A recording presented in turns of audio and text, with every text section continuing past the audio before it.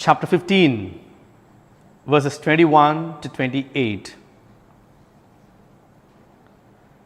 At that time, Jesus went away and withdrew to the district of Tyre and Sidon. And behold, a Canaanite woman from that region came out and was crying, "Have mercy on me, O Lord, Son of David. My daughter is severely oppressed by a demon." But he did not answer her a word. And his disciples came and begged him, saying, "Send her away, for she is crying out after us." He answered, "I was sent only to the lost sheep of the house of Israel." But she came and knelt before him, saying, "Lord, help me." And he answered, "It is not right to take the children's bread and throw it to the dogs." She said, "Yes, Lord, yet even the dogs eat the crumbs that fall from their master's table." Then Jesus answered her, "Woman, great is your faith. Be done for you as you desire." And her daughter was healed instantly. The Gospel of the Lord.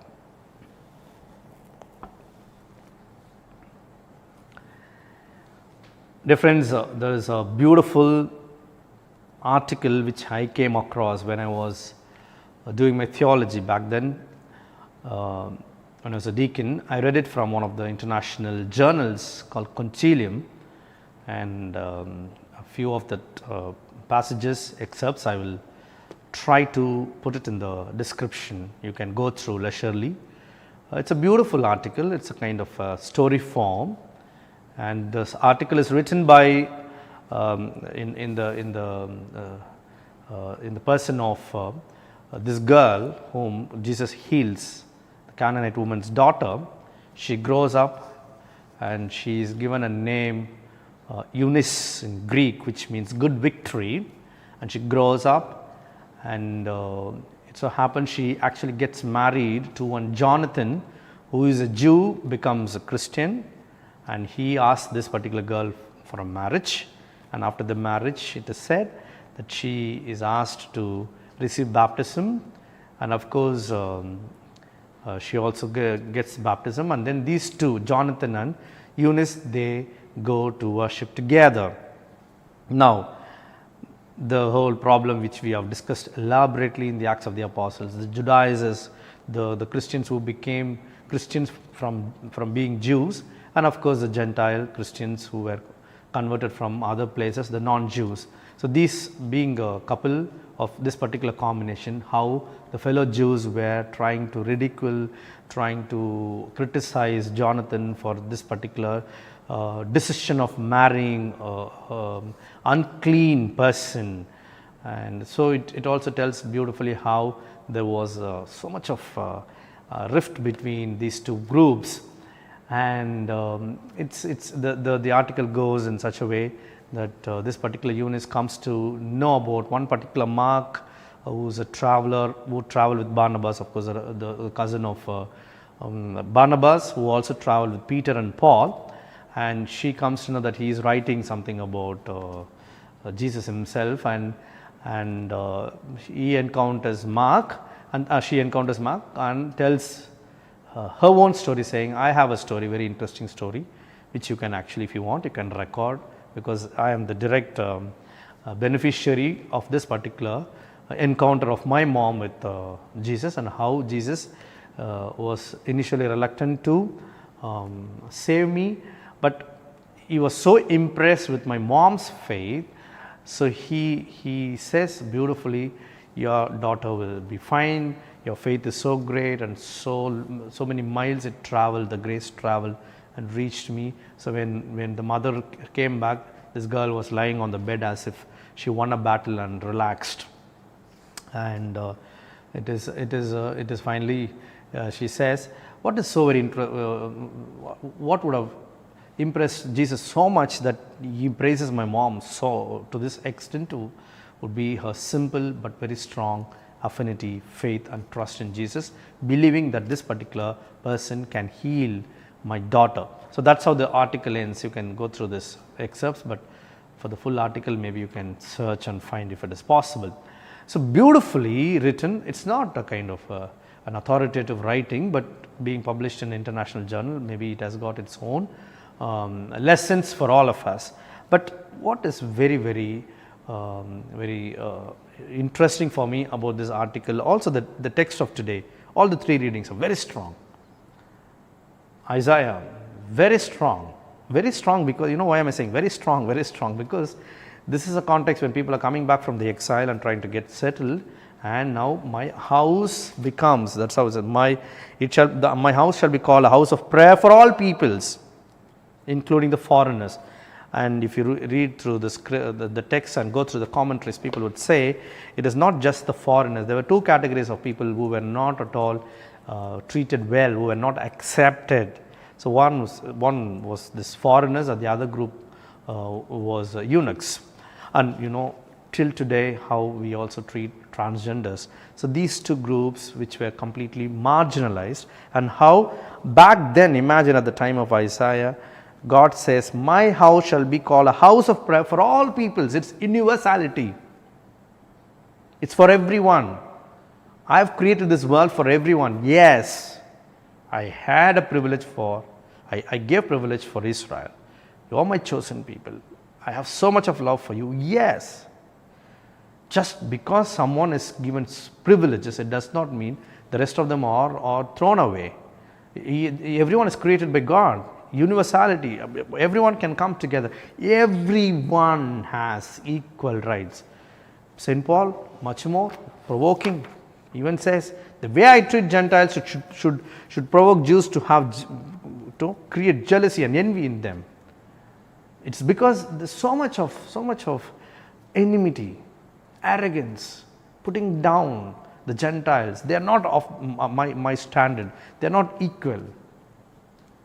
And now here we see how Jesus goes through the crowd, flow of the crowd, with the Jews, with the disciples, trying almost apparently hurting this woman. But you see how he actually takes a dig on everyone and says, you people are wrong. You see this woman's faith I have not seen anywhere. So she passes in the examination with distinction.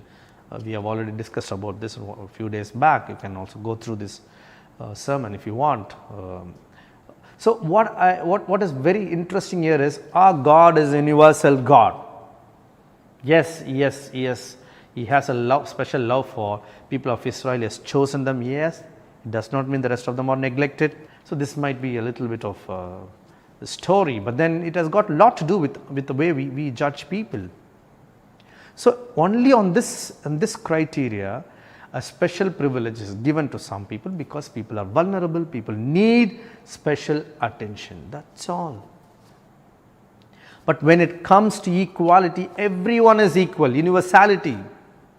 And today, the same old issue, we have seen the problem in the Old Testament, we have seen the same problem in the New Testament, and we are seeing the same problem even today. All of us are Christians. We are all followers of Christ, but are we all feeling one with each other? Do we consider my fellow being as my brother and sister? I would call someone who is not even a Christian as my brother or sister because she belongs to my group, my state, whatever, my category, my culture, my caste, whatever. But we will not even associate with someone who is a Christian as my own brother or sister just because they don't come economically to our standard, they are not elite, they are not equal in terms of their traditions. Difference, very simple. My simple question to all of us, I mean it's also for me, what are we taking pride in? Generally we take pride in things, in realities, in entities for which we are not responsible. Can I take pride on my birth? Am I responsible for my birth? It is God who brings me to life. It is my parents who bring me to this life, and ultimately God is responsible. So why do I take pride for which God is responsible? But I can take pride in the sense, I can take merit for what? I can take merit for the actions of mine. What have I done with my life? What have I concretely done with my talents? What have I done with my capacities? Have I worked hard? Have I earned it with my sweat and with my hard work and sweat? Yes, I say, okay, fine. I take merit in that. But we take merit in things which absolutely does not belong to us at all. You go for any meeting, you go on attend any conferences, anywhere for that matter. There's so much of distinction, so much of disparity, so much of divisions, and all these divisions are caused by you know what? Something which you are not responsible at all. You take pride in your color. Oh, come on. Are you responsible for it? You take pride. We all come from this background. Okay, background. Are you responsible for your background? And this is where we have to come out of this and try to look at reality in a very different way. That is where, my dear friends, we need to understand. You take merit for your actions. You don't take merit for someone else's hard work. That is the culture we are nurturing. We ourselves are teaching our children, and we ourselves have inherited from our elders, and we still go on dividing the parishes, dividing the church, dividing everything.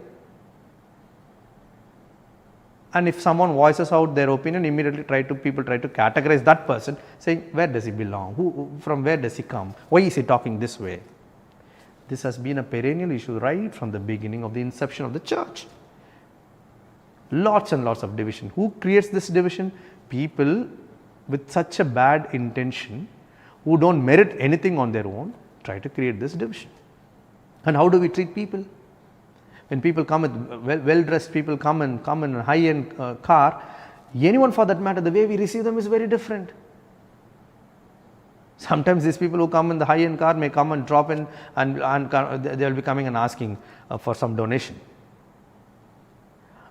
While some people who come in some old clothes, they might come and give some contribution and they will go. I mean, dear friends, this is something which is very, very important for all of us. So today, let us take to our heart. Here, Jesus is teaching a beautiful lesson, universality. All of us are equal. Canaanite woman was equal to any of the disciples who were there in terms of her dignity. But you know what? She became superior in one area, in her faith. She won. Yes, she was clearly superior in her faith, for which she is responsible. And the disciples were thinking that they were also equal. They were superior to the woman in terms of her birth. They were not responsible for it at all.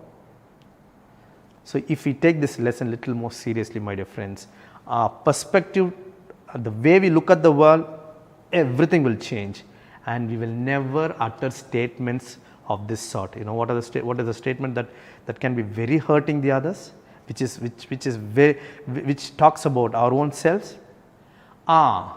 These people will behave like this only because their background is like that. Let us consciously avoid statements of this sort.